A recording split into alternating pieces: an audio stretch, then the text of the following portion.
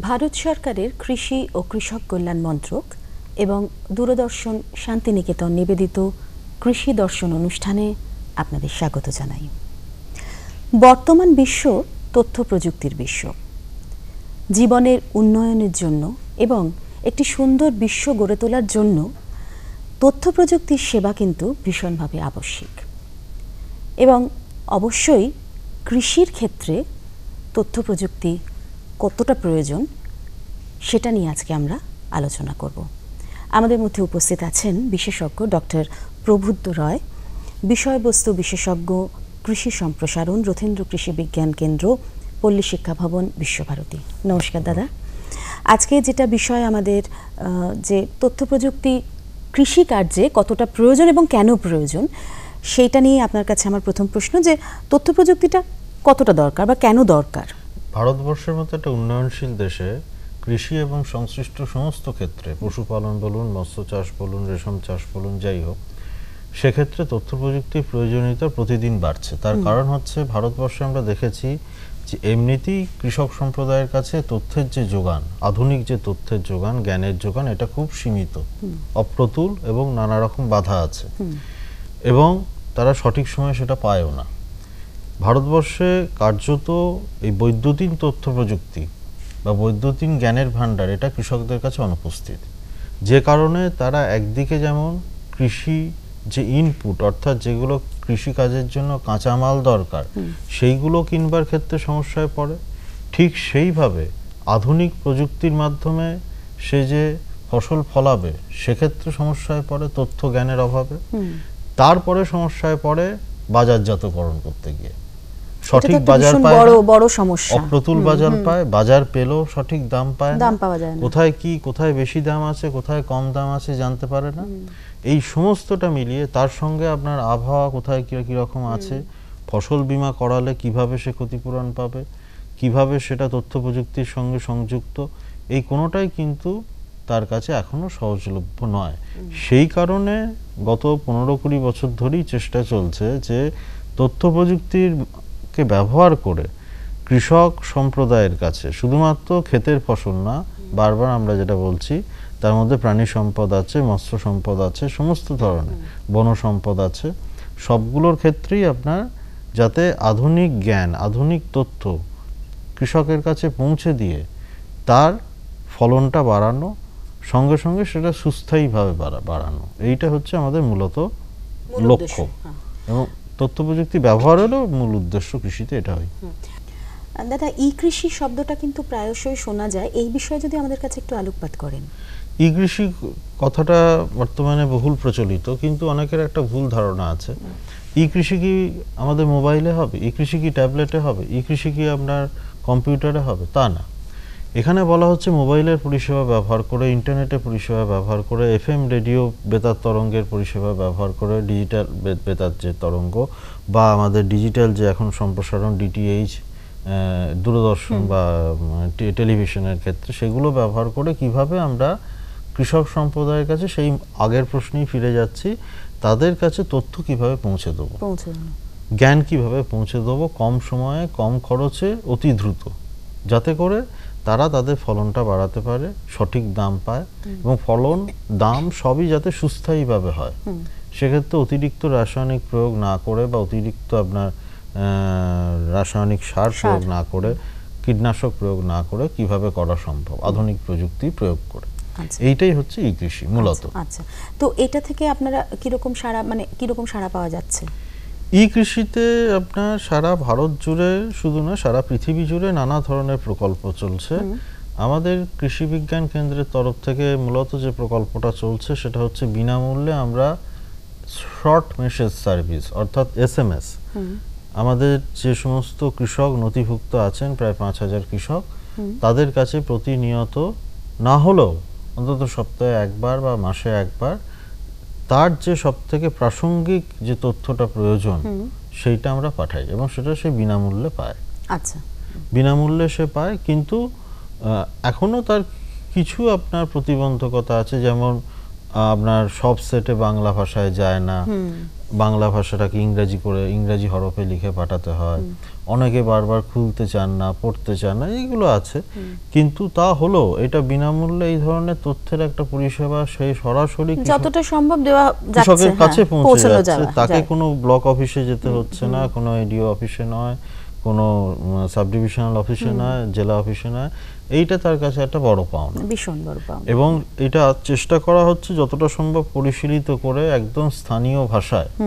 এবং এর সঙ্গে ভারতবর্ষের আবহাওয়া দপ্তর যে সমস্ত রাজ্যে আইআইটি আছে, যেমন আমাদের এখানে আইআইটি খড়গপুর আছে, তাদেরকে যুক্ত করে, আইআইটি খড়গপুর ইতিমধ্যেই যুক্ত, কৃষি বিশ্ববিদ্যালয় যারা আছে, আমাদের মতো কৃষি মহাবিদ্যালয় যেখানে পল্লী শিক্ষা ভবন আছে, এদেরকে যুক্ত করে যাতে সামগ্রিকভাবে একটা উন্নত কৃষি ভাবনাকে তাৎক্ষণিকভাবে তার কাছে পৌঁছে দেওয়া যায়। আচ্ছা, এই মানে এই যে ফোন ইন সম্ভব, মানে হেল্পলাইন যেগুলো, এগুলো তো কাজ করছে এর মধ্যে।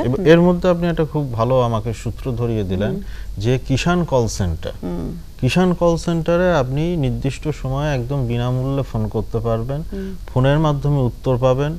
যিনি কিষাণ কল সেন্টারের ওখানে কম্পিউটারের ডেস্কে বসে আছেন, আপনার ফোনটি নিচ্ছেন, তিনি যদি উত্তর না দিতে পারেন, নির্দিষ্ট যে বিশেষজ্ঞ আছেন বিভিন্ন বিশ্ববিদ্যালয়, বিভিন্ন কলেজে, তাদের সঙ্গে আপনাকে একদম ওইখানেই সংযুক্ত করে দেবেন। আচ্ছা, তারাও যদি উত্তর না দিতে পারেন তাহলে সেক্ষেত্রে হয়তো 2-1 দিন সময় লাগবে, তখন সেই উত্তরটি পরবর্তী সময়ে সম্প্রচার করা হয়। আচ্ছা, এবং সেই নির্দিষ্ট নাম্বারে আবার ফোন করে জানিয়ে দেওয়া হয় যে আপনি এই প্রশ্ন করেছিলেন, আপনার উত্তরটি এই। বাহ। এবং এই পুরো পরিষেবা কিন্তু বিনামূল্যে। এবং এখনো অবধি ভারতবর্ষে কয়েক কোটি কৃষক এই পরিষেবার সাহায্য নিয়েছেন। আচ্ছা আচ্ছা আচ্ছা, প্রধানমন্ত্রী ফসল বীমা যোজনা, এটা যেটা আছে, তার সঙ্গে এই তথ্য প্রযুক্তি কিভাবে আপনারা যুক্ত করেছেন, মানে কিভাবে যুক্ত হয়েছে? প্রধানমন্ত্রী ফসল বীমা যোজনার এখনকার যে ফসল বীমা যোজনা, এই যোজনাটা দাঁড়িয়ে আছে তথ্য প্রযুক্তির উপর। কেন না, এখানে আগে কি করা হতো, আগে আপনার আবহাওয়া দপ্তরের কাছে সার্টিফিকেট, এগ্রিকালচার এডিও অফিস থেকে সার্টিফিকেট সব নিয়ে বীমা কোম্পানির কাছে যেতে হতো। এখন বলা হচ্ছে সরাসরি আপনার ফসল ক্ষতিগ্রস্ত হলে বীমা কোম্পানির লোককে ফোন করে জানান, তিনি আসবেন, তার কাছে একটা স্মার্টফোন আছে, সেই স্মার্টফোনে তিনি আপনার ফসলের ক্ষতির ছবিটা তুলে সরাসরি বীমা কোম্পানির কাছে পাঠালেন। বীমা কোম্পানির সঙ্গে ভারতবর্ষের আবহাওয়া দপ্তরের সংযুক্ত আছে ব্যবস্থা, অনলাইন ব্যবস্থা। সেই অনলাইন ব্যবস্থায়, কারণ এখনকার প্রত্যেকটা কৃষি প্লট আপনার জিপিএস লঙ্গিচুড ল্যাটিচুড দিয়ে চিহ্নিত, সেখানে দেখে নিল সত্যি সেখানে ঘূর্ণিঝড় হয়েছে কিনা, বা সেখানে সত্যিই খরা হয়েছে কিনা, বা বন্যা হয়েছে কিনা। এবং যদি দেখে হ্যাঁ হয়েছে, তাহলে সঙ্গে সঙ্গে যত দ্রুত আপনার ফাইলটা প্রসেস করতে পারে, তত আপনি তাড়াতাড়ি ক্ষতিপূরণ পাবেন। আচ্ছা, এই জন্য এই পুরো ব্যবস্থাটাকে চেষ্টা করা হয়েছে যে এই বৈদ্যুতিন পরিষেবার মধ্যে নিয়ে আসবার জন্য, ডিজিটাল পরিষেবার মধ্যে নিয়ে আসবার জন্য। আর এক্ষেত্রে আর একটা, আপনি হয়তো পরেই আমাকে জিজ্ঞাসা করবেন যে বাজার, যে বাজারের কথা আমরা বলছি, বাজার হচ্ছে ভারতবর্ষের কৃষকের কাছে সব থেকে বড় সমস্যা। মানে সেই সমস্যাটাকে কিভাবে তথ্য প্রযুক্তির দ্বারা সমাধান করা যেতে পারে? সে এত বছর কিন্তু সেইভাবে বৈজ্ঞানিক জ্ঞান তথ্যের জানতোই না, ঘাটতি ছাড়া, ঘাটতি নিয়েও সে কিন্তু ফসল ফলিয়ে এসেছে, কিন্তু ফসলটা সে সঠিক দামে আজও বিক্রি করতে পারছে না।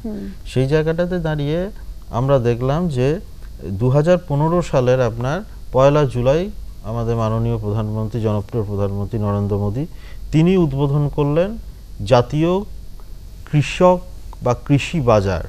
কিন্তু এখানে একটা তার আগে শব্দ বসানো হলো কৃষি বাজার বা ইলেকট্রনিক কৃষি বাজার, যেটাকে ইংরেজিতে বলা হচ্ছে ইন্যাম, ইলেকট্রনিক ন্যাশনাল এগ্রিকালচারাল মার্কেট। তাহলে এর কনসেপ্টটা কি? এর কনসেপ্ট হচ্ছে ভারতে যত কিষাণ মান্ডি আছে এখন, সেগুলো মূলত সরকার বা আধা সরকারি সংস্থা বা সমবায় দ্বারা নিয়ন্ত্রিত। এবার প্রত্যেকটা সমবায় মান্ডিতে এইরকম বা সরকারি মান্ডিতে ইলেকট্রনিক প্ল্যাটফর্ম বসানো থাকবে, যেখানে অনলাইনে আপনি আপনার পণ্যটা নিয়ে এসে ছবি তুলে আপনি অনেক দূরে থাকা কোনো আড়তদারকে বা কোনো বড় আপনার হোল্ডার, স্টক হোল্ডারকে বিক্রি করতে পারবেন। আচ্ছা, এই ক্ষেত্রে আমার একটা যেটা কথা মনে হচ্ছে যে এই যে প্রযুক্তির মধ্যে দিয়ে যে পুরোটা চলছে, পুরো সিস্টেমটা চলছে, সেক্ষেত্রে তো প্রত্যেক কৃষি বন্ধুর কাছে তো মোবাইল বা সেই অনুযায়ী সেই অ্যাপসগুলো দরকার, তার মানে না হলে তো তার পক্ষে সম্ভব না। সেটা কিছু রিমোট যে গ্রামগুলো আছে, প্রত্যন্ত গ্রামগুলো আছে, সেখানে কি এগুলো পৌঁছচ্ছে? না, সেটা একটা সমস্যা আপনি যেটা বলছেন সেই সমস্যাটা রয়েছে, যে আপনার স্মার্টফোন বা এই অ্যাপসগুলো পৌঁছে দেওয়া, সেই কারণে স্মার্টফোন না থাকলেও যদি ধরুন আমি বলছি সাধারণ ফোন থাকলেও যাতে সে তার সঙ্গে যোগাযোগটা অন্তত করতে পারে। সেই কারণে চেষ্টা করা হচ্ছে যে কিষাণ মান্ডিগুলোতে কেন্দ্রীয়ভাবে এই ইলেকট্রনিক প্ল্যাটফর্ম বা মঞ্চটিকে বসানো, আচ্ছা আচ্ছা, যাতে একজন কৃষক সেখানে পুরো পণ্য না নিয়ে এসেও স্যাম্পল হিসেবে নিয়ে এসেও সেখানকার ছবি তোলার ব্যবস্থা থাকবে, অনলাইন ট্রান্সমিশনের ব্যবস্থা থাকবে। ইভেন চেষ্টা করা হচ্ছে যে আরও ফিউচার ট্রেডিং, অর্থাৎ সে একটা ফসল মাঠে আছে, এখন উৎপাদিত হয়নি, হয়তো 6 মাস পরে উৎপাদিত হবে, এখন থেকে সে সেটা বিক্রি করে রাখলো আগাম অর্থের বিনিময়ে। আচ্ছা, এটাকে বলা হয় ফিউচার ট্রেডিং। সেই ব্যবস্থাও চালুর চেষ্টা চলছে এবং এইটা ভারতবর্ষে ক্রমশ জনপ্রিয় হচ্ছে না, চেষ্টা কেন্দ্রীয় সরকারের লক্ষ্য হচ্ছে 17-18 এই আর্থিক বছরের মধ্যে প্রত্যেকটা কিষাণ মান্ডিকে এই ব্যবস্থার মধ্যে নিয়ে আসা। আচ্ছা আচ্ছা, ডিডি কিষাণ এটা কি ব্যাপার, এটা একটু যদি আমাদের খুব সংক্ষেপে বলেন। ডিডি কিষাণ একটাই প্রথম যে আমরা উন্নয়নশীল দেশে শুধুমাত্র কৃষি সংশ্লিষ্ট ক্ষেত্রের জন্য একটা 24x7 অর্থাৎ সারাদিন সারা রাত চালু একটা চ্যানেল, এবং বিনা পয়সায় এটা দেখা যায়, আপনার পুরোটাই ডিজিটাল চ্যানেল, এবং এটা উদ্বোধন হয়েছে আপনার 2015 সালের। এবং এখানে আমরা দেখেছি যে আরেকটা বড় সুবিধা হচ্ছে বিভিন্ন আঞ্চলিক ভাষায়, আমার এটা ভীষণ দরকার, আঞ্চলিক ভাষা, কৃষক বন্ধুরা নির্দিষ্ট কোনো কৃষি প্রযুক্তি, শুধু কৃষি বলবো না, পশুপালন, মৎস্য, সমস্ত কিছু আছে, নির্দিষ্ট কৃষি প্রযুক্তি তার হাতে কলমে প্রথম থেকে শেষ অবধি তারা দেখে নিতে পারবে। আচ্ছা, প্রযুক্তি বা কোনো পণ্য কোথায় সফল হয়েছে সেই সাফল্যের কাহিনীটাও তারা একদম চোখে শুনতে পারবেন, চোখে দেখতে পারবেন, কানে শুনতে পারবেন। আচ্ছা, আর আপনার সঙ্গে একটু আগে কথা হচ্ছিল যে ভীম অ্যাপ কথাটা, শব্দটা শুনছিলাম, ওইটা বিষয়ে যদি আমাদের খুব সংক্ষেপে বলে দেন। হ্যাঁ, ভীম অ্যাপ হচ্ছে একটা অ্যাপস, যেটা আমরা বলছি ভারত ইন্টারফেস অ্যাপস একটা, যে অ্যাপসটা মূলত আপনার চেষ্টা করা হচ্ছে যে এর মাধ্যমে আধার কার্ডের মাধ্যমে সমস্ত কৃষক বন্ধুদের যে ভর্তুকিগুলো, সেই ভর্তুকিগুলো এই মানে সমন্বিত যে ইলেকট্রনিক মাধ্যম বা মঞ্চ, ই মঞ্চ যেটা, সেই মঞ্চের মাধ্যমে তার ডাইরেক্ট তার অ্যাকাউন্টে জমা হবে। আচ্ছা, এই ক্ষেত্রে বলি একটা সরাসরি এর সঙ্গে যুক্ত না হলেও কার্যত এর সঙ্গে সংশ্লিষ্ট, যে গত 2 মাস আগে থেকে এটা চালু হয়েছে এবং আস্তে আস্তে সারা দেশে চালু হবে, যে ভারতে যত সরকার স্বীকৃত সারের দোকান আছে, সেটা সরকার হতে পারে, আধা সরকারি, সমবায় বা বেসরকারি, যাই হোক না কেন, সেখানে পয়েন্ট অফ সেল মেশিন বসানো হচ্ছে। আচ্ছা, পয়েন্ট অফ সেল মেশিন মানে ওই মেশিনে থাকছে আপনার বায়োমেট্রিক, আঙুলের ছাপ, চোখের মনি নেওয়া ইত্যাদি, এবং সেটা আধার কার্ডের আধার মঞ্চের সঙ্গে লিংক করা একদম। আচ্ছা, এবং সেখানে আপনি একজন কৃষক তার প্রয়োজনীয় যে সারটা সেটা নেবেন, এবং সেই সারের যে ভর্তুকিটা তার ডাইরেক্ট ডিবিটি অর্থাৎ ডাইরেক্ট বেনিফিট ট্রান্সফার, তার অ্যাকাউন্টে সরাসরি এই টাকাটা চলে যাবে। আচ্ছা, অনেক ধন্যবাদ ডক্টর রয়। আমাদের সময় খুব কম, তাই আমরা আরো এই নিয়ে আলোচনা করতে পারলে হয়তো ভালো হতো, কিন্তু এত সুন্দর এই বিষয়টা, সত্যি করে কৃষক বন্ধুরা ভীষণভাবে উপকৃত হচ্ছেন, এটা বোঝাই যাচ্ছে। যাই হোক, আপনাকে আরেকবার ধন্যবাদ জানাচ্ছি, ভালো থাকবেন, নমস্কার। এই নাও, আর কিছু? বাস। আরে এটা কি ভাই, এতটুকু রাসায়নিক সার? কৃষিকাজ ছাড়ছো কি? কৃষিকাজ নয়, বোকামি ছাড়ছি। মাটির পরীক্ষা করিয়েছি, এখন তো দাদা যতটা প্রয়োজন ততটাই সার জমিতে দেব। হ্যাঁ, কৃষক ভাই আজই নিজের জেলার কাছের জমি পরীক্ষার গবেষণাগারে মাটির পরীক্ষা অবশ্যই করান, আর মাটিতে পুষ্টিকর পদার্থ, আর্দ্রতা এবং গাছপালার বিকাশ অনুযায়ী প্রয়োজন মতো পুষ্টিকর পদার্থ দিন। আর হ্যাঁ, মাটিতে গন্ধক, দস্তা, বোরনের মতো সূক্ষ্ম পুষ্টিকর পদার্থ সম্পর্কে জানতে ভুলবেন না। সার আর জৈবিক সারের সঠিক ব্যবহারে জমির উর্বরতা বজায় থাকে, উৎপাদনশীলতা বাড়ায়, খরচ কমায় আর মূল্যবান বিদেশি মুদ্রা বাঁচাতে সাহায্য করে। আর হ্যাঁ, ধীরে ধীরে নাইট্রোজেন সরবরাহকারী সার যেমন নিমযুক্ত ইউরিয়াকে অগ্রাধিকার দিন, আর ইউরিয়া পাতার উপর ছড়িয়ে দিন। আরে বাহ, তুই তো সত্যিই বুদ্ধিমান হয়ে গেছিস রে। বিশদে জানতে যোগাযোগ করুন জেলা কৃষি আধিকারিক বা কিষাণ কল সেন্টার।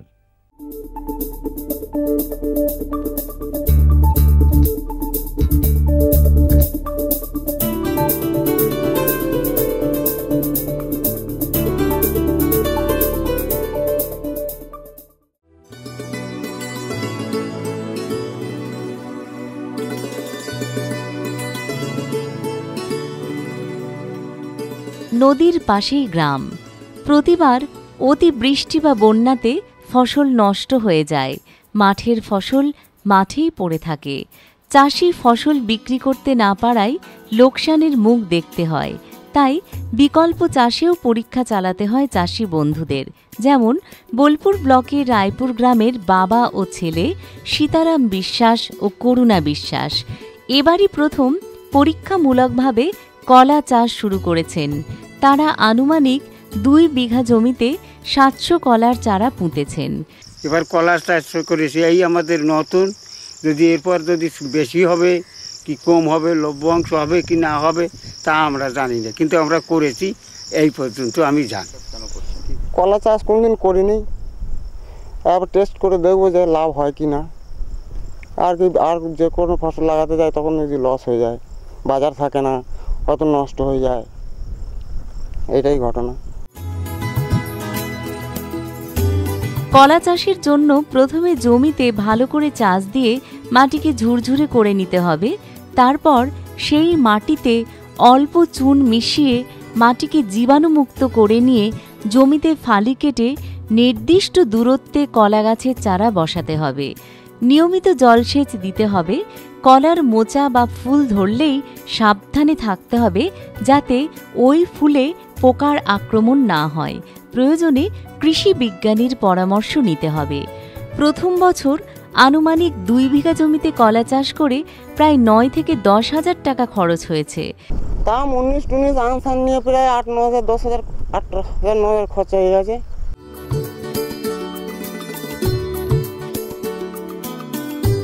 কলা চাষ করার ফলে অতি বৃষ্টিতে ফসল ডুবে গিয়ে নষ্ট হবার ভয় নেই। ফলে এবার চাষে লাভের আশা করছেন তারা। আশা করছেন লাভ ভালোই হবে।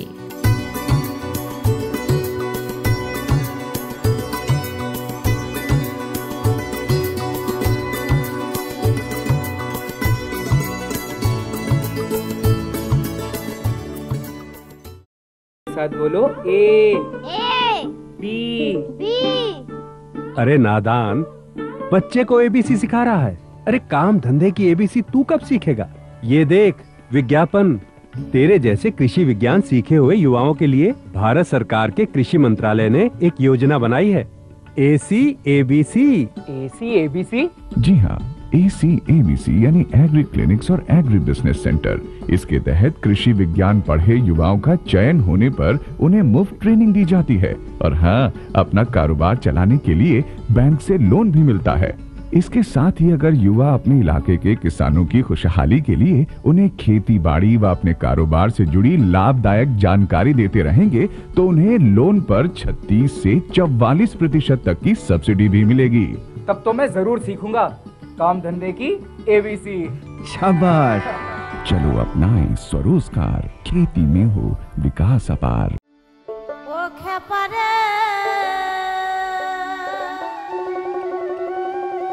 ও পাগলে রে তোরে আপন ঘরে বেঁধেছে গোলমা, ও তোরে আপন ঘরে বেঁধেছে গোলমা,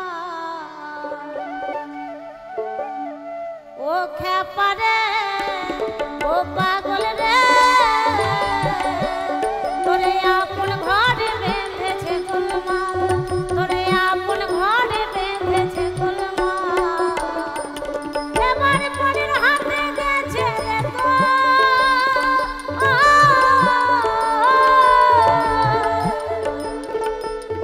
এবার পরের হাতে গেছে রে তো,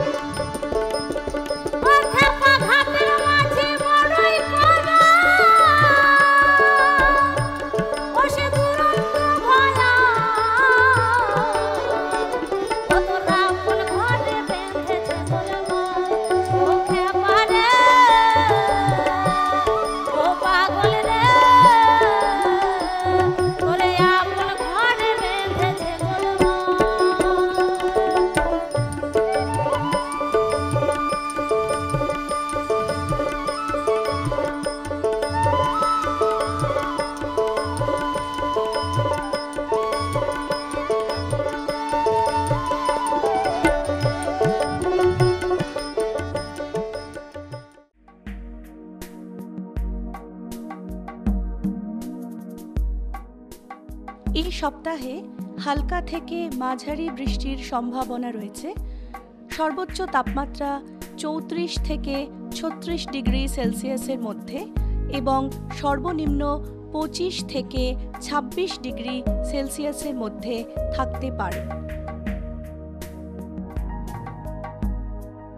27শে জুন সর্বোচ্চ তাপমাত্রা থাকতে পারে 35 ডিগ্রি সেলসিয়াস, সর্বনিম্ন 26 ডিগ্রি সেলসিয়াস।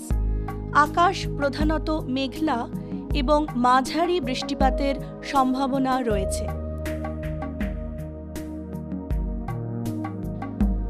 28শে জুন সর্বোচ্চ তাপমাত্রা 36 ডিগ্রি সেলসিয়াস এবং সর্বনিম্ন তাপমাত্রা 26 ডিগ্রি সেলসিয়াস। আকাশ প্রধানত মেঘলা এবং মাঝারি বৃষ্টিপাতের সম্ভাবনা রয়েছে। 29শে জুন সর্বোচ্চ 34 ডিগ্রি সেলসিয়াস এবং সর্বনিম্ন 25 ডিগ্রি সেলসিয়াস তাপমাত্রা থাকবে। আকাশ প্রধানত মেঘলা থাকতে পারে এবং বজ্র বিদ্যুৎ সহ 2-1 পশলা বৃষ্টিপাত হতে পারে। 30শে জুন সর্বোচ্চ তাপমাত্রা 36 ডিগ্রি সেলসিয়াস এবং সর্বনিম্ন তাপমাত্রা 25 ডিগ্রি সেলসিয়াসের মধ্যে থাকবে। আকাশ প্রধানত মেঘলা এবং মাঝারি বৃষ্টিপাতের সম্ভাবনা রয়েছে। 1 জুলাই সর্বোচ্চ তাপমাত্রা 35 ডিগ্রি সেলসিয়াস এবং সর্বনিম্ন তাপমাত্রা 26 ডিগ্রি সেলসিয়াস। হালকা থেকে মাঝারি ধরনের বৃষ্টিপাতের সম্ভাবনা রয়েছে। 2 জুলাই সর্বোচ্চ তাপমাত্রা 35 ডিগ্রি সেলসিয়াস, সর্বনিম্ন তাপমাত্রা 26 ডিগ্রি সেলসিয়াস। হালকা থেকে মাঝারি ধরনের বৃষ্টিপাতের সম্ভাবনা রয়েছে।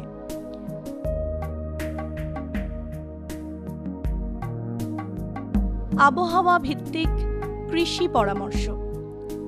যে সমস্ত কৃষক বন্ধুরা ধান বীজ রোপণ করে চাষ করবেন তাদের বলা হচ্ছে বীজ রোপণ করার জন্য জমি তৈরি করে ফেলুন।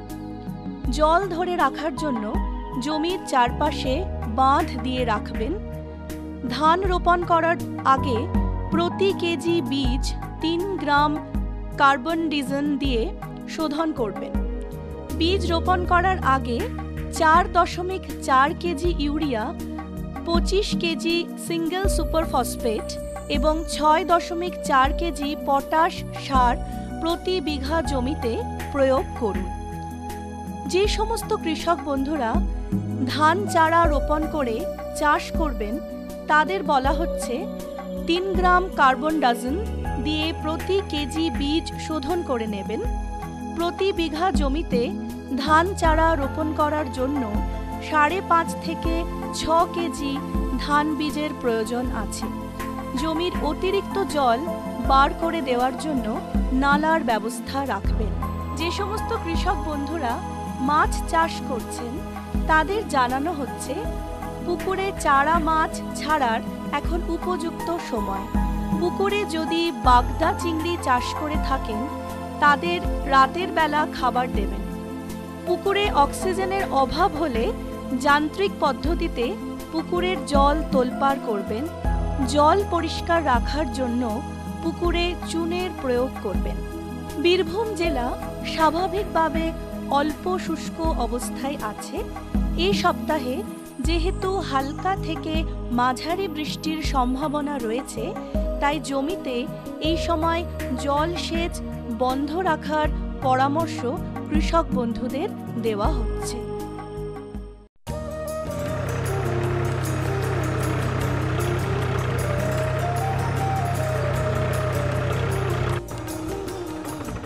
আরে ভাই হলকু, বীজ কীটনাশক সার এত খরচের ব্যবস্থা কোত্থেকে? আরে খরচের চিন্তা কোথায়, আমার কাছে আছে এই কিষাণ ক্রেডিট কার্ড। ব্যাংক থেকে জারিয়ে কার্ড দিয়ে কৃষক নিজের সীমা পরিমাণ টাকা যে কোনো সময় বার করতে পারে। চাষবাসের সামগ্রীও যে সময় কিনতে পারে। ভাই হলকু, আমার জন্য একটা ক্রেডিট কার্ডের বন্দোবস্ত করে দাও না। আরে কিষাণ ক্রেডিট কার্ডের জন্য কাছাকাছি কোনো ব্যাংকে গিয়ে যোগাযোগ করো আর পাও প্রচুর লাভ।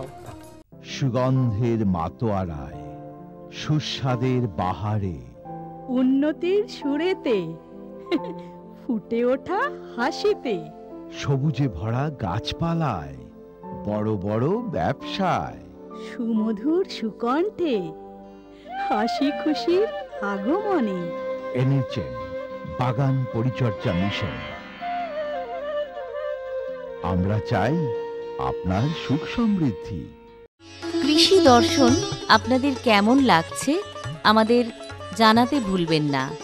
চিঠি লিখতে পারেন এই ঠিকানায়: কৃষি দর্শন, অধিকর্তা, দূরদর্শন কেন্দ্র, শান্তিনিকেতন, শান্তিনিকেতন, সূচক 731235, অথবা ইমেইল করতে পারেন এই ঠিকানায় nc.ddkishan.shanti@gmail.com।